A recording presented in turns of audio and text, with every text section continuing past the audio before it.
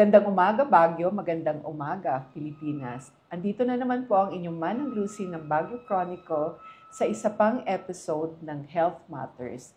Ngayong araw na to ay pag-uusapan po natin ang tungkol sa smoking and vaping. Actually, ang ating episode title ngayon, Smoking and Vaping Sounds Like Dying. Ito ay bilang suporta sa ating pambansang kampanya laban sa vaping na ang kanyang titulo ay Beat the Vape, Ditch Toxicity, and Breathe Freely. No? So, sisimulan po natin ang ating talakayan sa mga facts about smoking.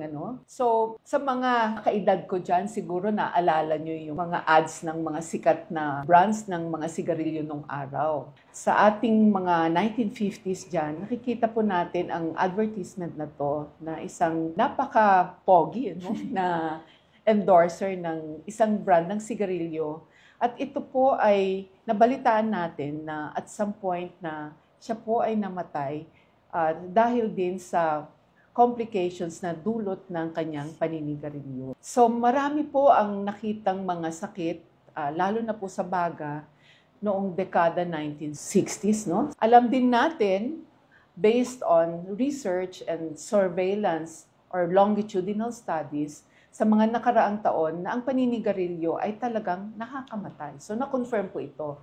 In fact, yung Director General ng World Health Organization ang nagsabi na ang paninigarilyo ng sigarilyo ay isang maingat na nilikhang produkto na nagbibigay ng tama, just a small amount of nicotine para to create addiction, para manatiling addicted ang gumagamit o ang naninigarilyo hanggang sa siya'y mamatay, no? Yun ang word na nabanggit doon. So this is one product, it seems, that actually kills its consumer, no? Based on the studies and based on a statement coming from the Director General of the World Health Organization.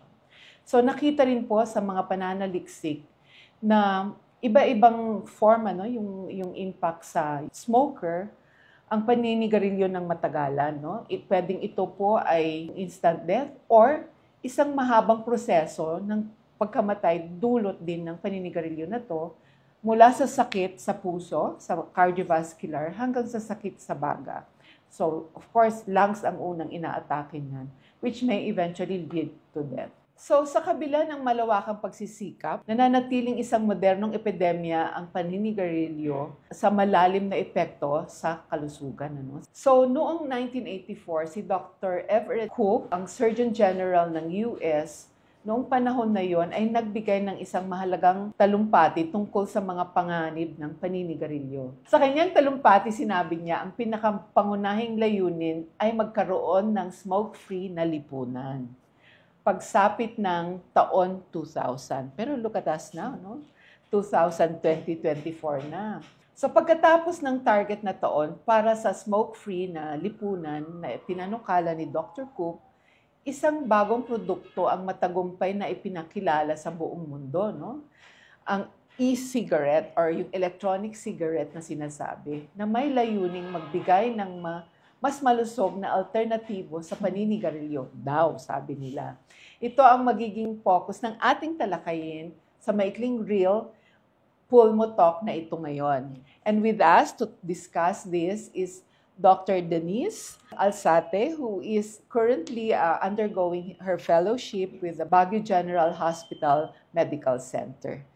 Doc Denise, good morning. Good morning, Ma'am Lucy. Good morning po sa lahat ng mga tagapakinig at taga-subaybay ng ating Baguio Chronicles. Pwede ho bang ibahagi sa amin at sa mga ating nakikinig kung paano lumabas or evolution ng tinatawag na e-cigarette at kung paano ito ipinakilala sa market? Opo. So, ang unang patent po ng ating smokeless tobacco cigarette ay nag-umpisa noong 1963. Ang inventor na ito ay si Herbert Gilbert.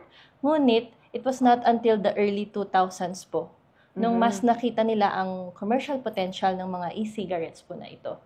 So, noong year 2000, ang nakaimbento po ng electronic cigarettes na ito ay si Honli. Si Honlik, isa siyang Chinese pharmacist. Trivia, yung father po ni Honlik, namatay din siya ng lung cancer or cancer sa baga. Ang layunin po ni Honlik nung inimbento niya yung mga electronic cigarettes na ito is to deliver yung nicotine gamit ang smokeless na tobacco cigarette, no? So, ang assumption niya kasi dito, kapag walang usok, ibig sabihin, mas less yung mga chemical or yung mga substances na nagkukos ng damage sa ating katawan at pati na rin ang mga iba't ibang health-related na consequences. So, after nakilala ang mga electronic cigarettes po na ito noong 2003 sa China, sumunod na din po siyang lumawak. Nakilala din siya sa iba't ibang bansa tulad ng UK, pati na din ang US after 4 years. At some point, nakarating na sa atin. Yung exact date po sa Philippines, wala pong nasabi. Pero ang sabi po nila, as early as 2013, meron na po sa atin. Okay. Sa sinabi mong yan, Doc, mayroon na bang census ang ating bansa tungkol sa vaping? May idea na ba kung ilan ang Pilipino na gumagamit dito? Actually, meron po tayong bagong survey ngayon. May census po tayo. Ang data po natin ay nanggagaling sa Philippine GATS or ang Philippine Global Adult Tobacco Survey ng 2021. Itong survey na to noong 2021, ito na po yung pinaka-latest po na nagawang survey. So, sa survey pong ito, madaming household din yung na-interview nila. At least almost 21,000 na households yung na-interview po nila. And mataas naman yung response rate, nasa 97% naman yung response rate.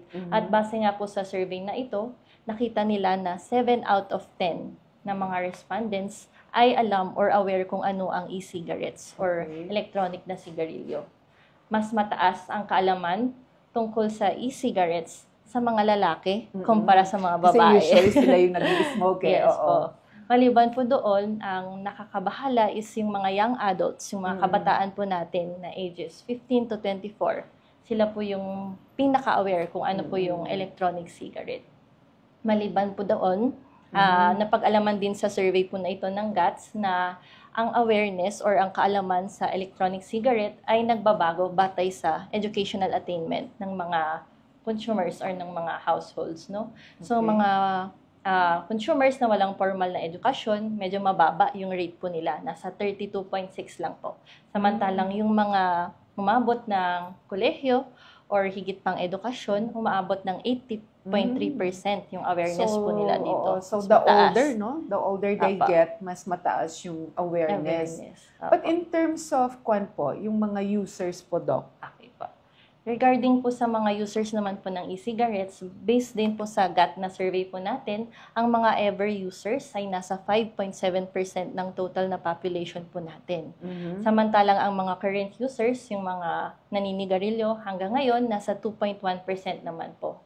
At katulad po ng nabanggit ko kanina, yung mga lalaki po na ever users, mas 5 times higher po sila kumpara sa mga babae. Ganun din po sa mga current users ng e-cigarettes, mas mataas po yung mga lalaki kumpara sa mga babae. At isa pa po dito sa mga findings, nakita din nila na mas mataas po yung usage ng e-cigarettes sa mga urban na areas. Katulad po dito sa atin, city po tayo. Kasi mas available siguro, yes, no? Mas po. madali silang makabili, mas accessible po. So, maaring maliit lang po ang mga numero na nabanggit po natin, pero kailangan po nating isaalang-alang or alalahanin na yung mga e-cigarettes kasi na to, wala pang mga 10 decades pa lang, isang dekada pa lang sila na available, so wala pang mga long-term na mga researches na nagawa regarding sa mga long-term effects po nila. Ano naman ang tungkol sa mismong aparato? What is this one? Ano bang itsura ng e-cigarette na yan? What is it made of? So, dapat kasi nating maunawaan na sa vaping industry, kailangan nila ng mas malawak na acceptance sa merkado or sa market. Kaya naman po, madaming mga strategies na mga ginagawa yung marketing industry para maging mas trendy, mas in, mas uso yung mga devices po natin na ito. Kaya siya very appealing sa mga consumers po natin. Nagiging apple of the eye, ika nga po, ang mga e-cigarettes po ngayon. And then there's a presumption na these are safer than the old cigarette that they're used to. Well, apart from nicotine, ano ba yung mga components ng e-cigarettes na yan, Doc? So, parang similar po sa mga cigarette, yung mga stick po mismo. Madaming actually chemicals na nakikita sa sigarilyo, pati na rin sa e-cigarettes. Ang common po na makikita natin dito ay mga chemical tulad ng nicotine, cannabis or yung THC na tinatawag natin, mga flavorings, pati na din yung mga chemical at iba pang substansya. So, dapat po nating maunawaan na sa vaping industry po kasi natin, nangangailangan po ng mas malawak na acceptance po sa market o sa merkado. Kaya naman gumagawa sila ng mga iba't ibang strategies po para mapaganda, maging in, maging mas fab, maging mas trendy yung mga e-cigarettes po na ito. Kaya naman yung mga kabataan, very appealing po kasi sa kanila yung mga devices na ito. Dahil nga po sa mga strategies po na nagawa po ng merkado po. So, Doc, ano nga ba yung mga klase ng mga e-cigarette na yan? Sa currently po ngayon, may 4 na po na generation ng e-cigarettes, no? Yung mga unang generation, yung pinakauna po, sila po yung mga disposable pa na mga electronic cigarettes. Sumunod naman po doon yung second generation, sila yung mga e-cigarettes na may pre-filled or refillable po na cartridge na. Yung third generation, sila naman yung may refillable tanks or mods. At lastly, yung fourth generation, sila naman yung may pre-filled or refillable na po na pod mods. So, most likely sa mga susunod po na taon, baka aabot na ng 5, 6, or 7 generations na po yung ating mga e-cigarette. So, ang mga disenyo kasi at iba't ibang bahagi ng mga aparato ay maaring baguhin. Kung kaya't yung mga consumers or yung mga gumagamit nito, maaari po nilang palitan yung mga parts po ng e-cigarettes tulad ng voltage or yung voltahe, yung mga coils, may tinatawag kasi sa mga coils, mga wicks, upang magkaroon sila ng iba't ibang uri ng delivery system or paghahatid. Ang iba naman ay para sa mga gumagamit upang malaman kung kailangan ng mag-refill, kung ubos na po yung pads nila. Nakikita na din kasi nila. Depende po sa device po na gamit po nila. Nais ko sanang malaman din tungkol sa e-liquid. Ano nga ba yung nilalaman ng, they call it pad, ano? Totoo ba na dahil sa likidong ito at mga sangkap nito na mas kaunting nakakalasong chemical ang e-cigarette, ay isang mas magandang option sa paninigarilyo?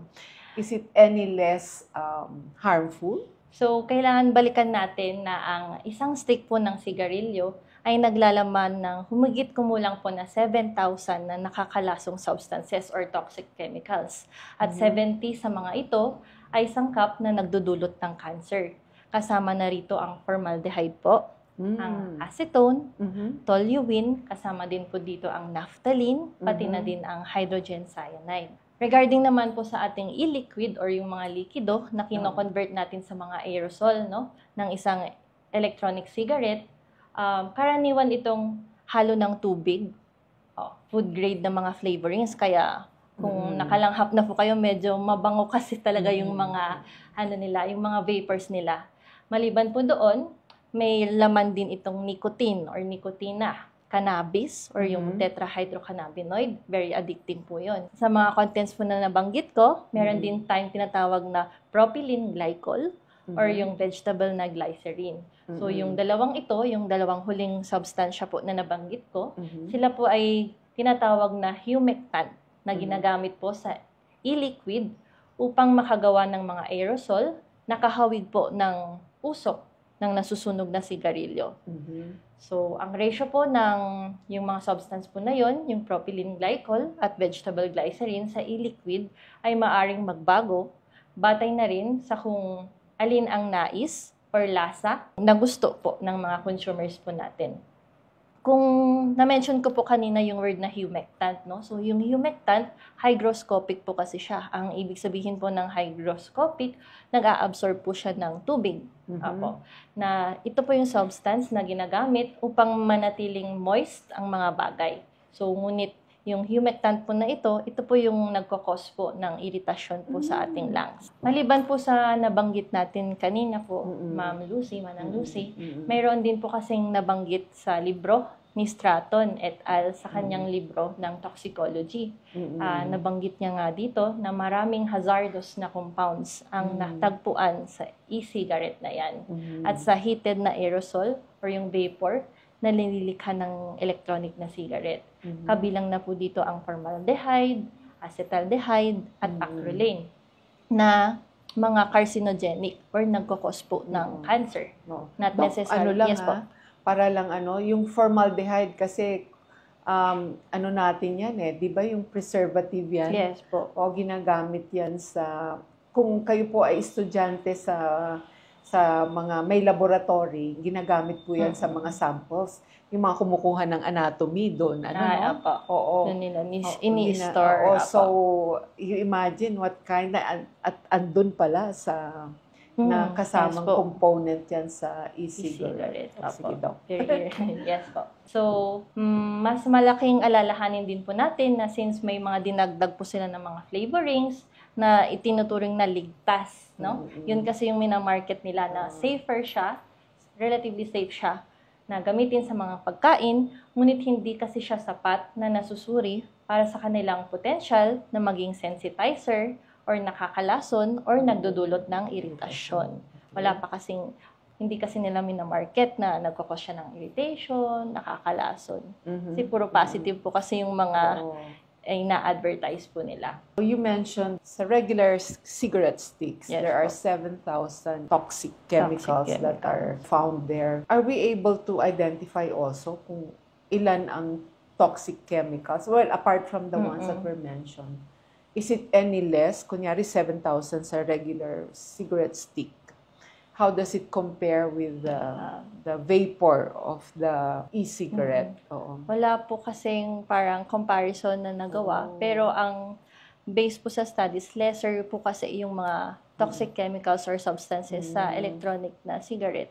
Although kasi not necessary naman na kung lesser po yung substances niya, kahit Safer pa rin ba? siya, kahit less na harm siya, hindi pa rin siya safe. Yeah, Opo. okay. So, nabanggit mo kanina, Doc, while there are less harmful or toxic chemicals na nasa e-cigarette, nabanggit nyo rin na just the same, it's not safe. Yes. Pero in terms of nicotine, nababanggit natin na yun ang nagbibigay ng addiction and also probably the root cause of heart and lung diseases. Opo.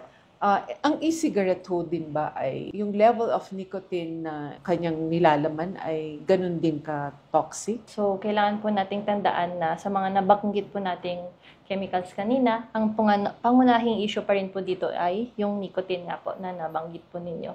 So, present din po ang nicotine sa ating mga e-cigarettes or mga electronic po na sigarilyo. Parehong ang electronic cigarettes at ang regular po na sigarilyo ay naglalaman ng nicotine or nicotina. At ayon po sa pag-aaral, ay maaaring kasing aktibo ng heroin, pati na rin at cocaine.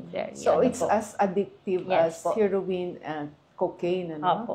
So, ang nicotine kasi isa siyang chemical na very addictive po na chemical na matatagpuan sa halos 90% ng mga produkto ng vape. So, marami din kasi yung mga nagsasabi na mga kina-commercialize nila na zero nicotine po sa vape. Pero in reality, may mga studies po kasi na nakandak na may trace amounts pa rin po ito ng nicotine kahit ina-advertise na 0% po siya. And whether it's trace amount or large amount, it's still addicting. Opo. Okay. And harmful po. And harmful. Of course, at some point, may mga smokers na nare-realize nila na this is not good for me. Kailangan kong itigil. Opo. Gaano po ka-challenging ang hihinto? So, to answer po yung question ni Manang Lucy, ang nicotine kasi or nicotina ay dumadating po sa reward pathway po na tinatawag po natin sa utak. So, yung dopamine po kasi na yun, kapag mataas po sila or dumadami sila, parang sila kasi yung nagbibigay ng magandang pakiramdam or yung feel good yes, na opo. feeling So, dopamine. kapag umaangat po yung levels po ng dopamine natin, may tinatawag po tayong dopamine boost.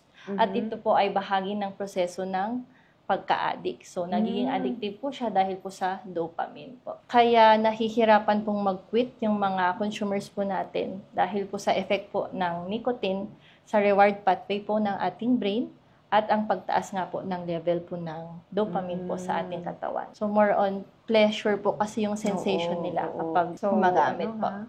For a non-smoker, well, when I was young, I also experimented with smoking. Pero it was never pleasant for me. Pero sa long-time smoker pala, kaya pala paulit-ulit sila no, na humihit-hit. we're talking about our regular cigarette Cigarette sticks, sticks. no? Pero buti na lang, Doc, na Buti hindi po kayo na-addict. naging maganda ang aking experience nung ako'y nag-experiment, nung ako'y bata-bata pa. Mas mataas ba ang posibilidad na ma-addict ang isang user ng e-cigarette sa nikotina kesa sa paggamit ng karaniwang sigarilyo or sinasabi natin regular cigarette stick? Yeah, actually, depende po ito sa consumer po natin or yung mga users po natin, no? Since yung mga e-cigarettes po kasi ngayon, pwede na silang mag-order ng extra na cartridge, no? So, mas extra strength na cartridge, no? Na may mas matataas po na levels po ng nicotine or concentrations po ng nicotine. Pwede po kasi silang mamili kung anong level po ng nicotine. Or, pwede rin po kasi nilang itaas yung voltage po or yung voltahe ng electronic cigarettes upang makakuha po sila ng mas matinding epekto ng substansya. So that's Modifiable kasi kasi siya.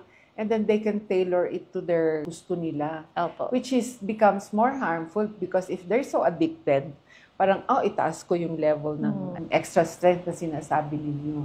Pwede pa rin na magkaroon ng addiction sa nicotine gamit ng e-cigarette.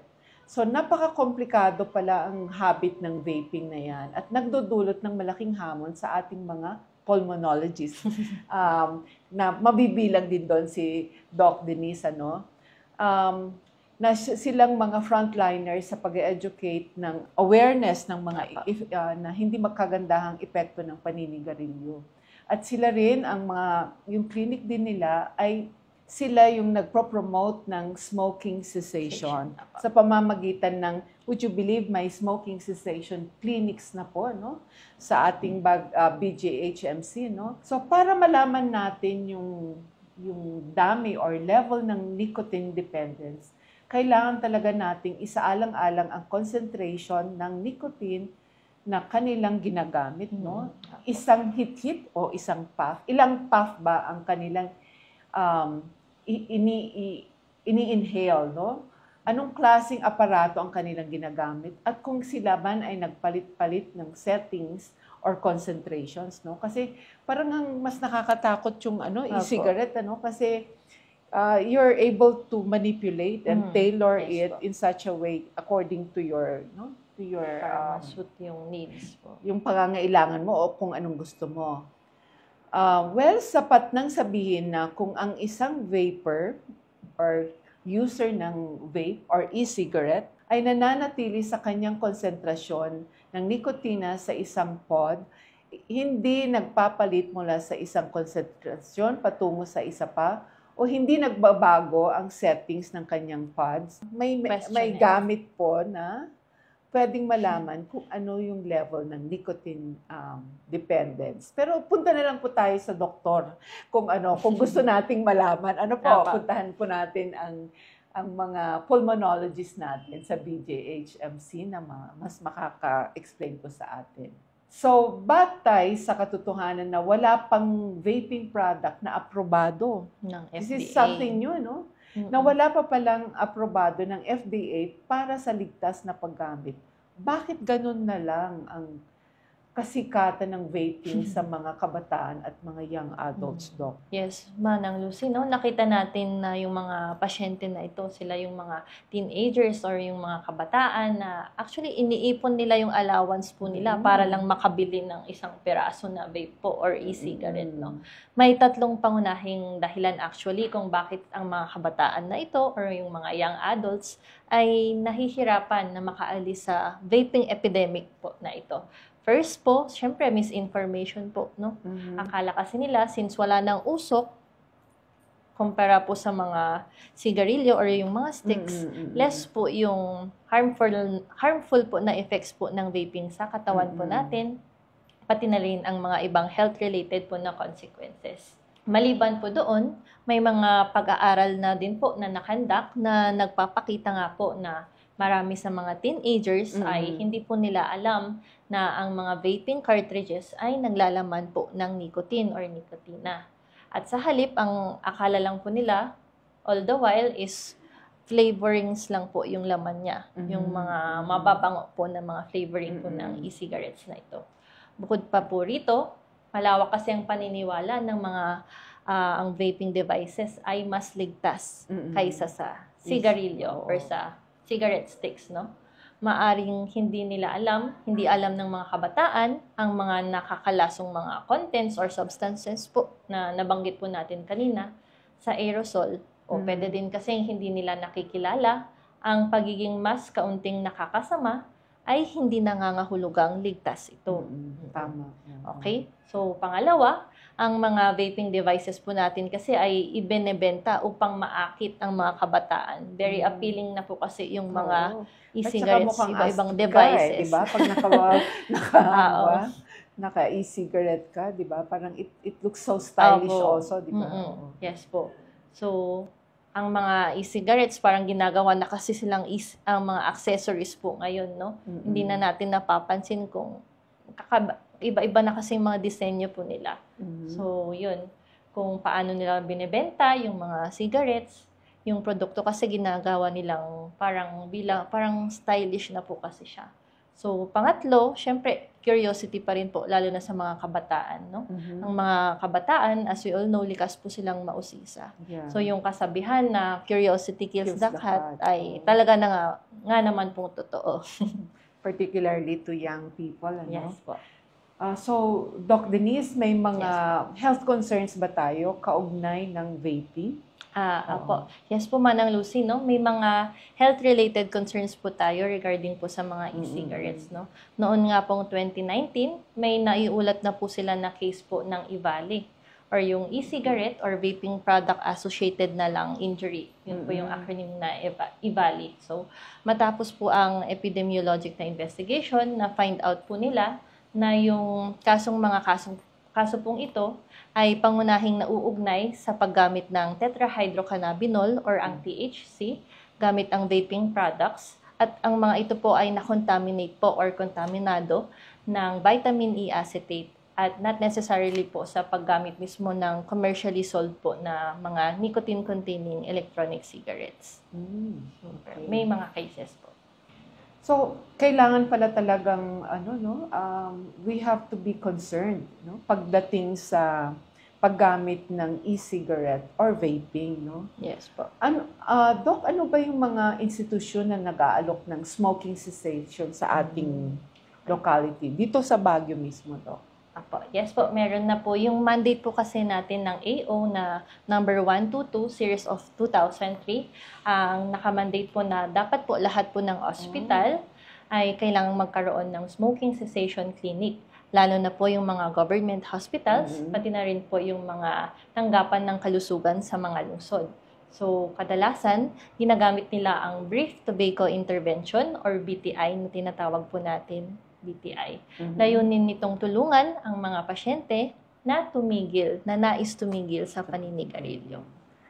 So, mukhang napag-usapan na natin ang ilang mga pangunahing kaalaman tungkol sa e-cigarettes at vaping. Sa ngayon, narito ang ating mga take-home messages para sa ating mga tagapakinig at tagapanood. Ang mga vaping devices na tinatawag ding vapes at e-cigarettes, may mga baterya na pinagpagana ng mga aparatong nag-iinit ang solusyon upang magawa. So it's like a heating device that creates aerosol, no? Ang aerosol ay parang vapor na may lamang tubig, na may laman din yung mga elements or yung chemicals na nabanggit kanina na ini-inhale ng gumagamit.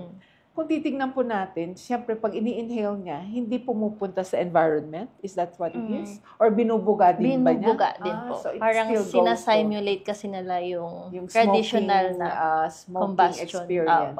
Okay. Yes po. Isa pa ay ang mga vapes ay kasing delikado ng mga ordinaryong sigarilyo, no? So hindi yun no? They're as dangerous din pala or as harmful dahil sa mga chemicals na kasama sa e-juice, yung liquid na nandun sa vape na yan, So ayon sa mga statistics sa Pilipinas, mas maraming kalalakihan, no? Nabanggit ni Doktora kanina na sa ating lipunan, mas marami ang mga kalalakihan na gumagamit ng vape at may tendency tumaas pa ang bilang nito. laging naroroon ang nikotina. So, hindi siya nicotine-free sa mga vape at maaari itong magdulot ng nicotine addiction din. Kagaya ng karaniwang paninigarilyo. No? Ang vaping ay hindi isang epektibo pala, no? Doc, na alternatibo sa paninigarilyo ng sigarilyo, smoking cigarette sticks. Tumaas ang mga alalahanin tungkol sa kalusugan. So, overall, naging mas marami ang ating health concerns no? Sa smoking behavior, whether vaping or smoking the regular cigarette sticks. So, with that, maraming salamat, Doc. Thank you, Doc Denise, thank you for taking time to enlighten us on the dangers and harm that smoking and vaping can cause in smokers. And even ang nakaraang pag-uusapan, kahit nga yung mga non-smokers, but they are in the same environment, are considered secondary or may may third level pa yata na smokers na nabanggit nung nakaraang podcast. So again, maraming salamat, Doc, at sa inyong lahat dyan who stayed on with us until this point. Sana po ay marami kayong natutunan ngayong hapon, kagaya ko, na hindi pa masyadong nakakakilala sa e-cigarette na yan. Nakikita ko nababanggit. But, you know, it's very peripheral ang ating kaalaman or awareness. At marami rin palang na danger at saka harm na idudulot ko nito. So again, kita-kita po tayo sa susunod na podcast natin sa susunod na Sabado. At siguro mas marami pang pag-uusapan in the future tungkol sa pulmonology or tungkol sa ating baga. And again, maraming salamat at magandang umaga sa inyong lahat.